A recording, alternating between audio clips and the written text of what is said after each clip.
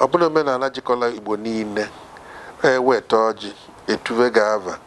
O nwere ndị ọzọ na-aga ọjị n'ọsọsọ anyị bụ Igbo ewezụghị enna nekwa na ọjị nwana ya ka anyị ji etu ga-ava. Anyị nwabụ ụmụ arọ gị biko taa n'ọjị a n'otu ka nwabụ ụmụ arọ gị taa anya n'ibe. Aba Christ enwe. Amen. Now in Igbo land, people are now praying with Kola in the name of Jesus. Owaro, no matter your age, if you are a man or a woman. Ndewo gị onye ọma na-ege ntị ma na-ekiri ekiri. Ebe ị nọ ugbu a bụ na sim.ch asịrị FM. Onye gị na ya nọkwa taa bụ 042 Solex. Onye akụkọ ụwa. Ngwagere akụkọ nke anyị ji bịa taa. Otu onye eze mmụọ bụ Maazị Ikechukwu Ukwuọma bụ onye nke eji Igbo Religion wee mara n'efere mba ụwa. Apụtala wee tie mkpu n'oke olu wee zie ozi ime ọkwa wee nye ndị Igbo niile bụ ndị na-akpọku aha Jesu Kristi mgbe ọbụla ha mepere ọnụ ịgọ ọjị. O kwuru nke a site n'otu ihe onyonyo nke o zipụtara n'iru akwụkwọ efere mba ụwa ya bụ ebe ọ nọrọ wee tie ya bụ mkpu wee sị ka ndị niile na-akpa ụdị agwa ahụ wepụ aka na ya n'ihi na o nweghị ihe ọbụla jikọrọ Jesu Kristi ya na ọjị n'ala Igbo. Dịka o siri kwuo, ọ kọwara na ọjị bụ mkpụrụ osisi dị asọ nke ndị nna nna anyị ha ji wee na-akpọku Chukwu Okike abịama kwa ụbọchị tupu ndị ọcha eburu akụkọ Jesu Kristi wee bịa. O wegakwa n'iru wee sị na ọ bụ nnukwu ihe ihere na ọtụtụ ndị okenye nọ n'ala anyị taa anaghị emetụzi ọjị aka beresọ ma mgbe ha na-ele anya ndị ọbịa makwanụ mgbe ha na-aga mmemme. N'aka nke ọzọ, otu onye n'ime ndị ama ama na ndị a na-akwanyere ugwu n'ala Igbo bụ Chief Peter Edochie bụ onye na-eme ihe ejije Nollywood bụ ofu onye n'ime ndị ahụ ji aha Jesu Kristi wee na-aga ọjị. Ọ dị ụzọ ihe onyonyo abụọ anyị ga-enyo anya na ya ebe a, nke otu n'ime ha bụ ihe onyonyo gosiri ebe Chief onye ije bụ Maazị Ifeanyi Nwosu ya na Chief Peter Edochie nọ ebe ya bụ Chief Edochie gọrọ ọjị. Ka anyị nyo anya na ya bụ ihe onyonyo ma hụ ka o si wee gọọ ya bụ ọjị, hụkwanụ ụfọdụ ihe nkụzi nke o gosiri nke ọ kụziri na ya bụ ọjị nke ọ gọrọ. Anyị nyocha anya n'ihe onyonyo nke ahụ, anyị apụtakwa ka anyị tinyezi anya n'ihe onyonyo nke a si n'aka eze mmụọ bụ Maazị Ikechukwu Ukwuọma ebe ọ nọrọ wee kagbuo iji aha Jesu Kristi wee gọọ ọjị. Ka m bịakwanụ.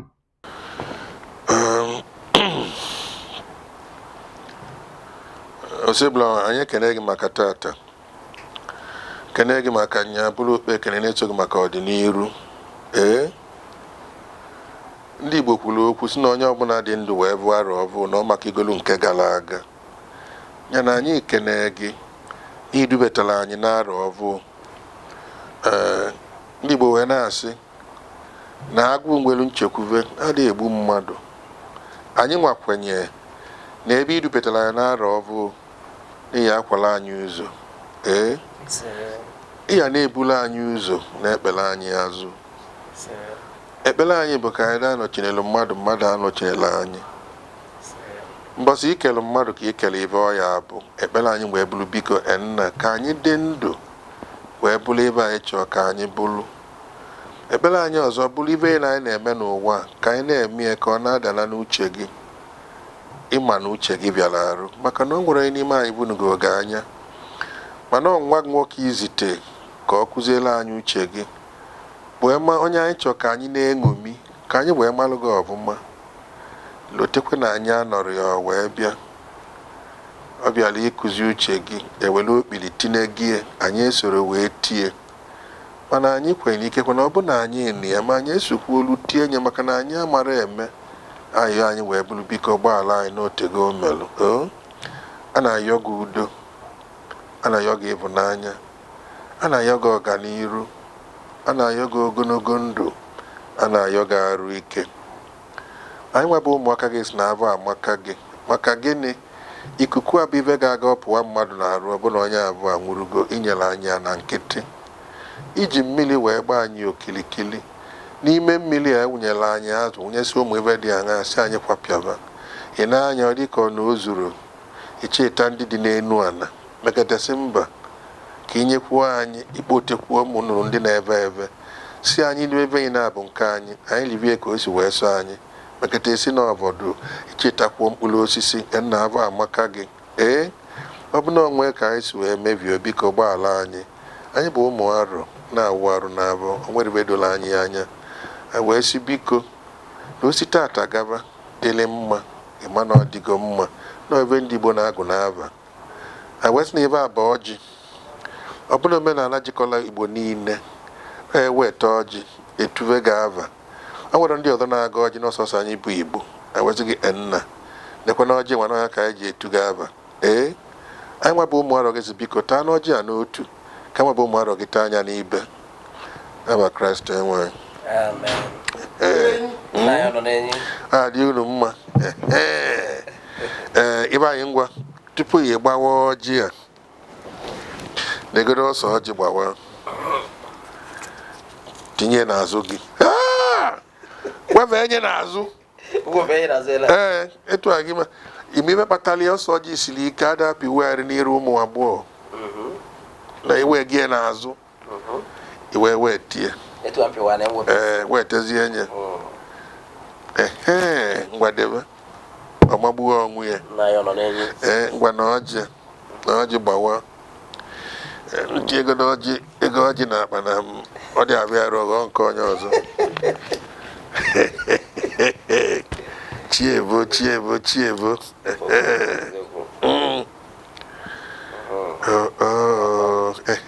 gaba nnọọ n'iru gbawabịa ọfụma na onye ọbụla n'ebe a na ọjị ya elu tue gaba n'iru emeghe rapụ nke odogwu ya ata na ndị Igbo si na ọjị ezuru bụ na mbọ adịrọ mana mbọ ọ dị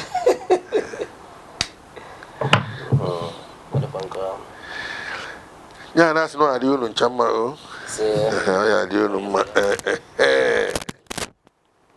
deme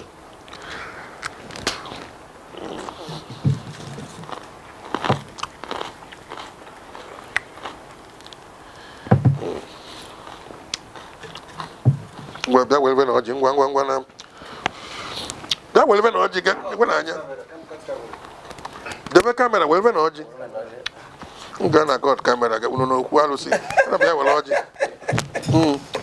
ọ bụ sọsọ mụ na ebe anyị ya atọ ọjị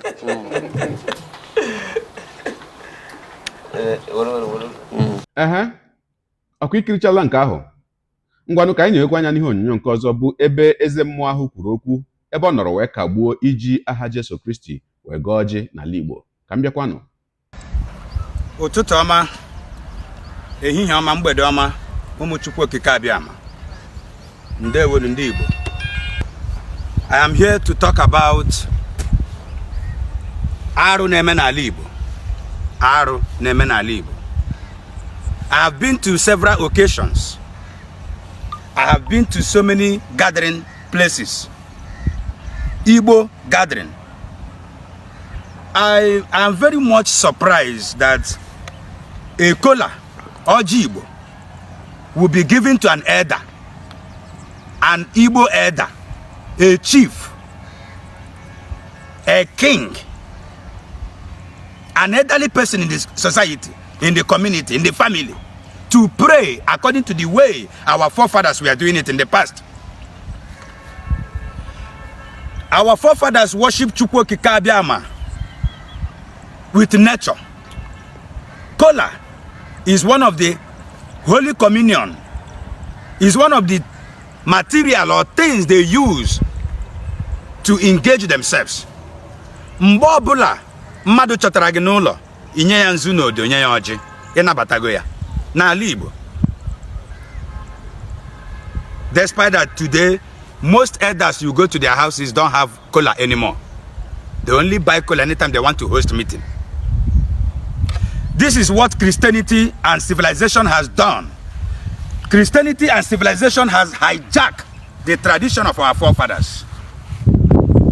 Our fathers communicate to Chukwu Okike Abiama with the Kola. They pray and commune with the Chukwu Okike Abiama with the Kola.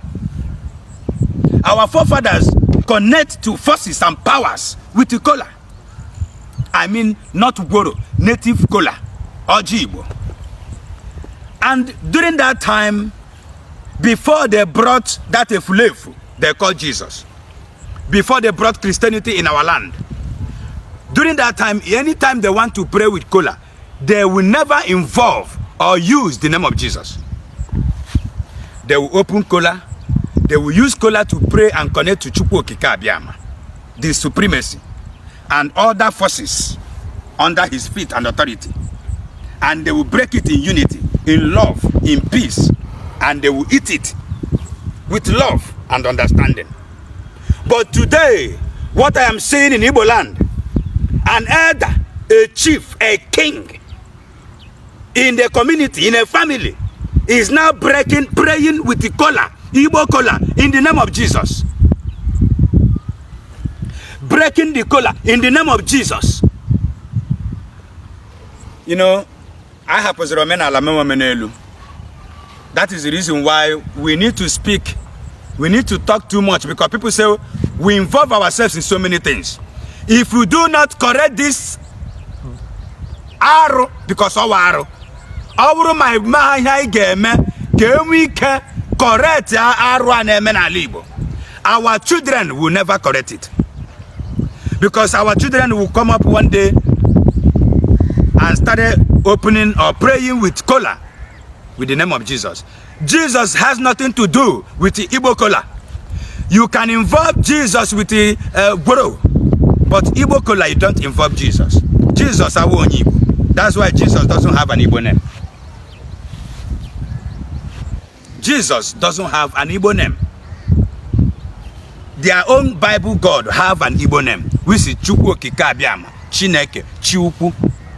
But Efulefu, they call Jesus, doesn't have an Igbo name, because he doesn't come from Igbo land. Our forefathers doesn't know who Jesus is. Before the white men came to our land, our forefathers doesn't know who Jesus is. They know God before you brought God to us. They pray, they worship. But today, after they started introducing us and teaching us on how to pray, remember, in your Bible as a Christian, the disciples of Jesus asked Jesus, Rabbi, Father, Master, can you teach us how to pray? He never said pray in his name. He never said pray in anything. He said pray in the name of the Father in heaven, which is the supremacy, which is Chukwu Okike Abiama. And this is where our forefathers started praying and making use of his name in their prayer. And God, Chukwu Okike Abiama, answered their prayer. That's why they born Pikin and they call him Chinazekbere. But today, we refuse to follow the track of our forefathers. This time around, they have their life. They have changed our pattern, the ways of our forefathers, the ways of our ancestors, the ways of these people that brought us to this life. This is our fathers. Before they started putting modern prayer pattern to our prayer. Now in Igbo land, people are now praying with Kola in the name of Jesus. No matter your age, if you're a man or a woman, you think you will pray with Igbo Kola, you want to pray traditionally, I prefer you leave Kola. Stop praying traditionally. If you think you will pray traditionally and involve Jesus in that prayer with the Kola, I prefer you should pray in a religious way. Pray the way Catholic Christians do prayer. Pray with Jesus. Do not involve Kola when you want to pray with Jesus. Do not involve Jesus when you want to pray with Kola. And it is very, very shameful that an elder, I have been in several occasions, an elder in a community, a king, a chief, in a town, is praying with the Kola.